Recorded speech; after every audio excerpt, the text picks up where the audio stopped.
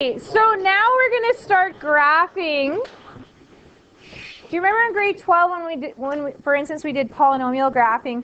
We kind of did a rough sketch. We had the x-intercepts and the y-intercepts, but we didn't have where that relative max or min was. It was kind of just wherever you wanted to put it, and it was acceptable. Now that we're in calculus, guess what?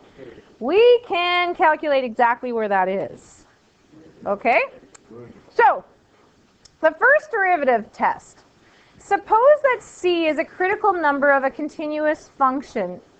If f prime changes from positive to negative at c,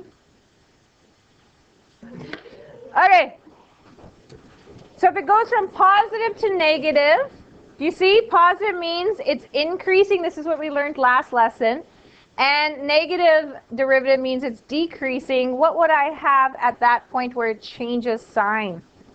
A local max.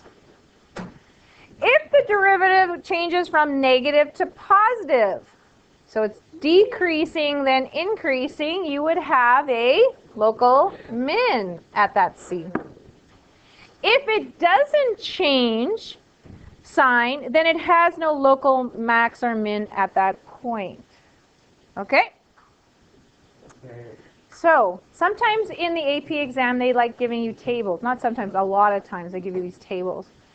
So, here's a table and it has the intervals. These are not coordinates, this is an interval. So, the critical numbers where they change, or they tested, I guess, they did a sign diagram or whatever. This is what they result. So, can you conclude any local extrema? Yes, what can you conclude? At?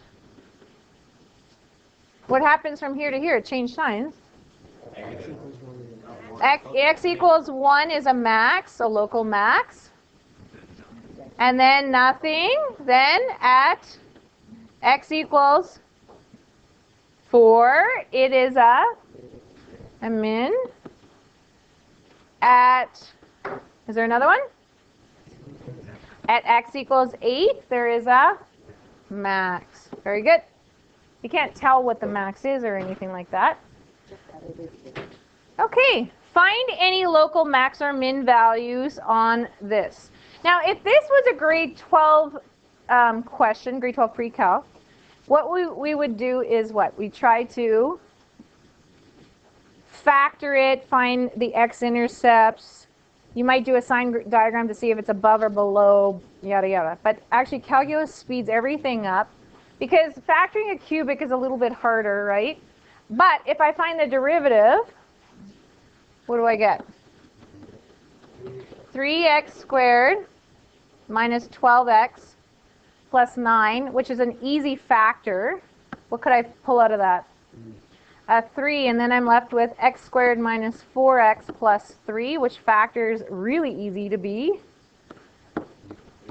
Yeah, x minus 3, x minus 1. So now I'm going to do a sign diagram of f prime, and I'm going to have 3 on it and 1 on it. And I'm going to figure out if it's plus or minus. So take something on the left of 1. Yeah. What do I get? Positive. Take something in between 1 and 3. 2. Plug her in. What do you get? Negative. Something on the right of 3. 4. What do I get? It's not always going to, like calculus is not always going to give you a nice little pattern like this, so don't believe that that's going to happen every time. So what is happening here? What's happening here at 1? That is a max. What's happening here? A min. Can you figure out where the local max and min are? I need to find f of 1 and f of 3. So what do I get when I get f of 1? Some people think you put it into the derivative function. Guess what happens when you do? You get 0 because it's a critical point, right? You got to put it into the original. So we get 1 minus 6 1 minus 6 plus 9 minus 3. So that, just so you, if I've never shown you this before, it's way easier if you collect the negatives and the positives, because you can see this is really 10 minus 9, right?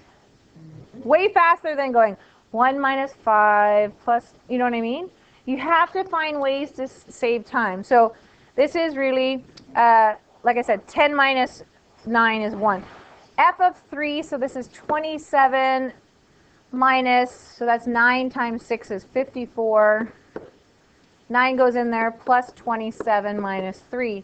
Now, if you catch that 27 and 27 is 54, minus 54 would cancel, then I'm left with negative 3. So, local max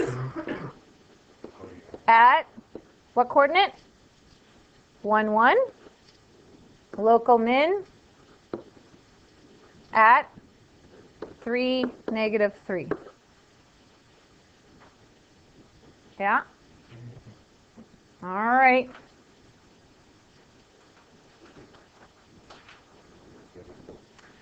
So concavity. Yeah, it's almost like concavity. Concavity. So the concavity of a curve, maybe you heard this in physics before? Concave, yeah? The concavity of a curve describes how the curve bends. We also talked about concavity on our calculus road trip. If the graph of f of x lies above all of its tangents on an interval, so what does that mean? It's meaning that this curve, if I were to draw any tangent no matter where, does everybody see that the curve is always going to be above the tangents? There's no way that those tangents would be above the curve, right? So they're saying if that happens, it's considered concave up because the curve is on top of it. But remember on our calculus road trip, I kind of gave you a little acronym to remember it. Concave up looks like a cup. And if you look at this, this is like a cup. You can fill water in it, right? Actually, that's more of a bowl. Okay. If the graph lies below all its tangents, again, look at this. If I draw tangents, does everybody see my curve, no matter what, is below? It's considered concave down. The saying to remember which way is concave up or down is concave down looks like a frown. Oh, I think I missed something there, didn't I? The derivative of f prime graph is increasing function, and the second derivative is positive when you have concave up. I'm going to put that in the theorem in a second. The derivative of a concave down is decreasing, and the second derivative is negative. Okay, so some of these tests you're going to have to remember what happens here. So the point of inflection, that is where the graph changes concavity. Does everybody see, for instance, 5, 6 is a point of inflection. It goes from concave down to concave up. So right at 5, 6, that's where it changed concavity. We good? Inflection point. 5, 6 is the point of inflection is 5, 6. Okay, so now we're going to do a question here. Is that a plus? So you might be missing a plus sign on your notes, so put that in. Yeah, I don't know why that happened. Given f of x equals x cubed plus 6x squared, state any inflection points, the intervals where the graph is concave up, down, and the max min points. Then sketch the graph. Okay, so what are we going to do? Let's start with the max and the min. So we need to find the derivative first. That tells us a lot. So 3x squared plus 12x. Everybody good? Which factors to be 3x bracket x plus 4, which means what? There is What's critical points at 0, -4? Critical points at x equals 0, -4. So let's figure out what's going on there. Now we're going to do a sign diagram. We need to label it f prime. Then we're going to put 0 and -4 in it, and we're going to do a sign diagram test. So on the left of -5, we get positive. On the right of -4, between, you can pick whatever you want. What do we get? Negative. And on the right, we get positive. Everybody good with that so far?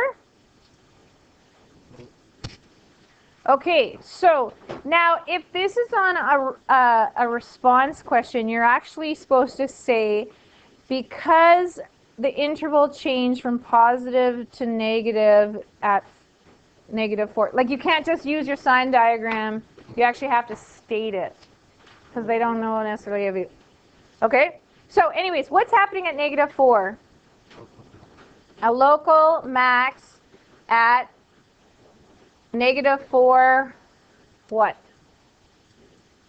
Well, we'd have to figure it out, right? What do I plug it into? The original. F of -4 equals -4 the whole thing cubed plus 6 times -4 the whole thing squared. So, does anybody know -4 cubed? -64. Does anybody know what 16 times 6 is? 96. Very good.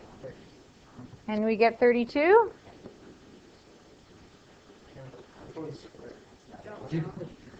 What? Well, -4 the whole thing squared. Okay, what's happening at 0? It's a local min at 0, 0. That's easy, right? I don't even have to show my work for that. Okay, we need to find the inflection points. So what do we do to find the inflection points? Let's go back. What did it say? It says that f prime is decreasing if it's a decreasing function, and f double prime is negative. So we need to actually figure out what f double prime is. Okay. Easy enough. Whoops. So what's f double prime? 6x plus 12, which factors to be 6 bracket x plus 2. So that means a critical value there ends up being -2. So what happens at -2? Let's pick something on the left of -2. -3. Sure, -3. What do we get? Negative. And if we go on the right of that, we get positive. Oh, we saw. So, what does that mean now? No, this is now showing us an inflection point. The negative means it is concave down. The positive means it's concave up. Yes. So the inflection point at -2, comma,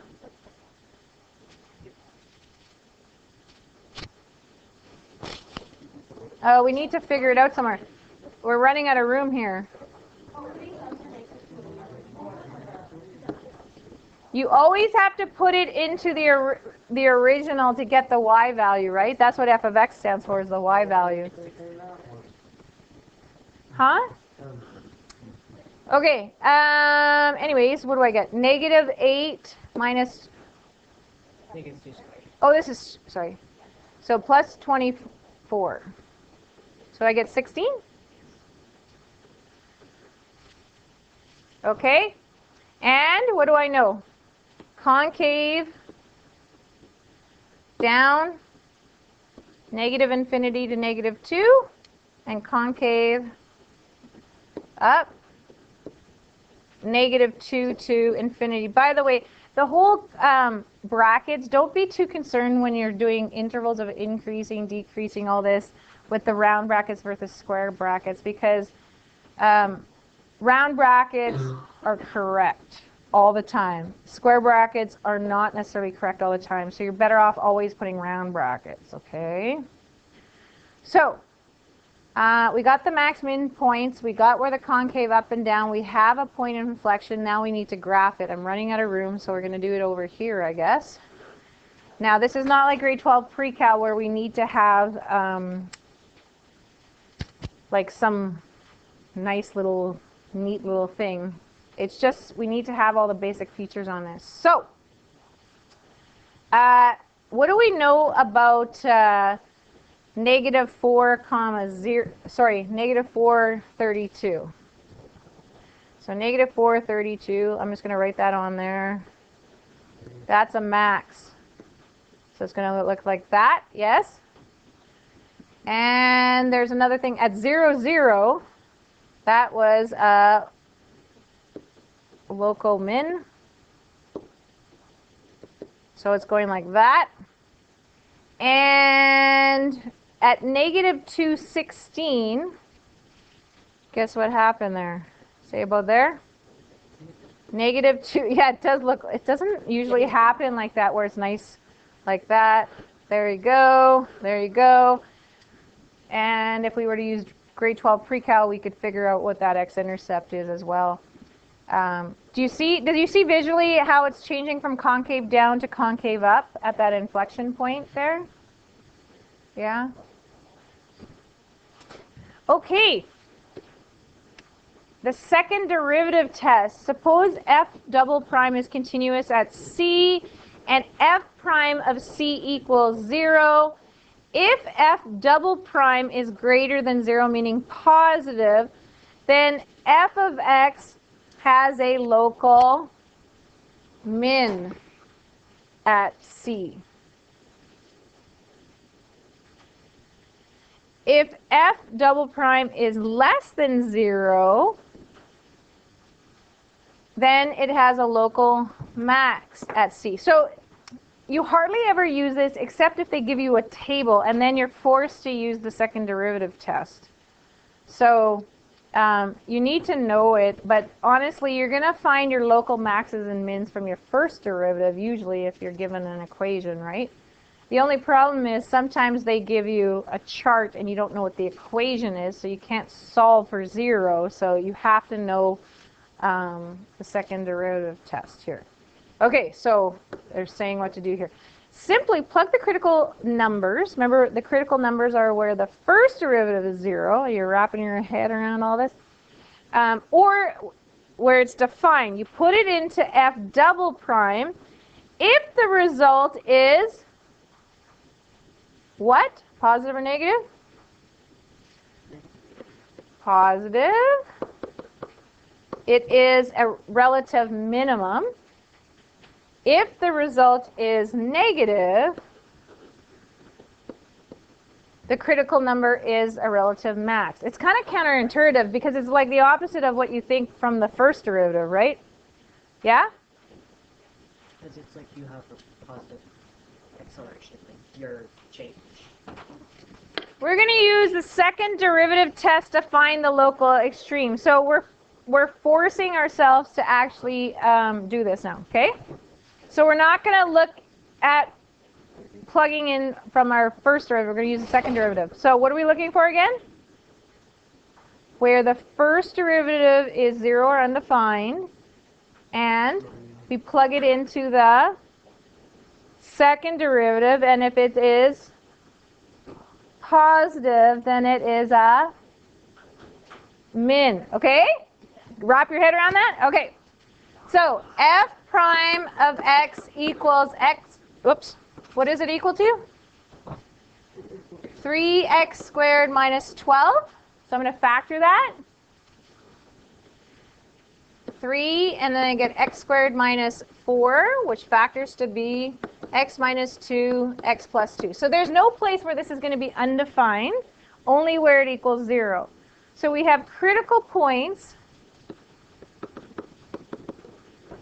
points at x equals 2 and negative 2.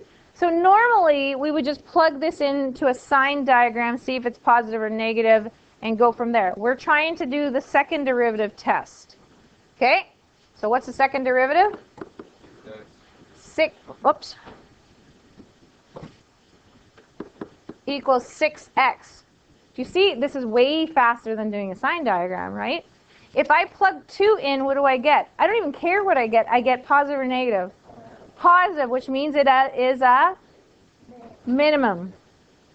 If I put negative 2 in there, I get a negative, which means it's a max. You see, it's way faster if you understand that, right? Therefore, okay, so f prime of 2 equals positive, so that means it's a min. And f double prime of negative 2 is a negative, so that means it is a max.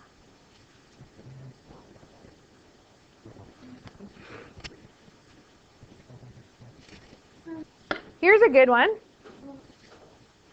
We have to sketch this with all these properties.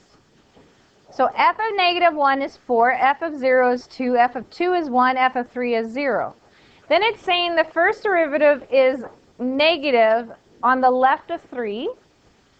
The first derivative is positive on the right of 3. The second derivative is negative between 0 and 3. And then the second derivative is positive everywhere else. So I'm going to give you a second to try to figure out if you can do this, okay? Okay. So negative 1 for, I don't know, I'm just going to say negative 1 for 0, 2, 2, 1, 3, 0. Okay? So that's just points, right? F prime of x is less than 0 when it's less than 3. So that means what? It's decreasing in that whole interval. And the only place that it's increasing is on the right of this. Do you see that? So this is going all the way down and then coming back up. Do you see that? Okay, so when it's going from down, when it's decreasing and then increasing again, this would be actually a local min, right? Okay, so then what's happening here in the second derivative? The second derivative tells you concavity, so it's less than 0, meaning it's concave down. So the whole time it should look like this. And so maybe you only take that part of the concave down to make it work, right? You're not going to go the other way unless the concavity is not going to, like if it's decreasing going like this, but it's going all the way down, right? So maybe the way I drew this, to make it actually work, it has to be kind of going like concave. Now the problem is the way my point is, it's hard to make that concave down. I have to kind of make it concave down going like this. So maybe I need to scooch everything over to make this work, right? Right? So concave down, concave, because it's not a local max or min there, right? So, and I can't make it a cusp or a corner to do this because it doesn't say it's undefined there. It's saying it's positive. So what I'm thinking in the age of technology, I can actually, whoops, I thought I could do this, but it's not going to let me. I'm going to have to erase it, I guess. Obviously it doesn't work too good. So I'm going to go like, maybe I need to raise this to make this work better, actually. So sometimes if you know what's happening, kind of go like this, bounce it back up, right? And then make it work after it, right? So there is my 3, 0. There's my negative 1. I don't have any more negatives, right? Negative 1, 4. There's my 0, 2. Obviously, it's not drawn to scale. 0, 2. There's my 2, 2, 1. 2, 1.